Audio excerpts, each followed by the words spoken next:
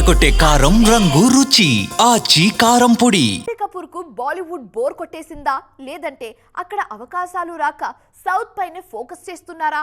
ఈ డౌట్ ఇప్పుడు ఎందుకు వచ్చిందబ్బా అనుకోవచ్చు. కానీ జాన్వీ కపూర్ మూవీ సెలెక్షన్ తీరు చూస్తుంటే ఇదే అనిపిస్తుంది. ఇప్పుడు కేవలం సౌత్, మరీ ముఖ్యంగా తెలుగు పైనే ఎక్కువగా ఫోకస్ చేస్తున్నారు జాన్వీ. తాజాగా మరో మూవీ విషయంలో జాన్వీ పేరు తెర మీదకు వచ్చింది. కెరీర్ ఎప్పుడు మొదలు పెట్టామనేది కాదు, ఎలా వెళ్తోంది అనేది కూడా ముఖ్యం. ఈ విషయంలో జాన్వీ బాలీవుడ్ కెరీర్ కాస్త వెనుకబడే ఉంది. ధడక్ సినిమాతో పరిచయమైన ఈ బ్యూటీ 8 ఏళ్లుగా సోలో బ్లాక్ బస్టర్ కోసం వేచి చూస్తూనే ఉన్నారు. ఇప్పటికీ ఈమె ఆశ తీరలేదు. ఒక్క హిట్ కూడా రాలేదు. ఆఫర్స్ వస్తున్నా బ్లాక్ బస్టర్ రావట్లేదు. హిందీతో పోలిస్తే తెలుగులోనే జాన్వీకి ఎక్కువగా ఆఫర్స్ వస్తున్నాయి. ఇక్కడ స్టార్ హీరోలతోనే వరుస అవకాశాలు వస్తుండడంతో ఇక్కడే సెటిల్ అయ్యేలా కనిపిస్తున్నారు ఈ బ్యూటీ. దేవరతో టాలీవుడ్లో అద్దిరిపోయే డెబ్యూ చేశారు జాన్వీ.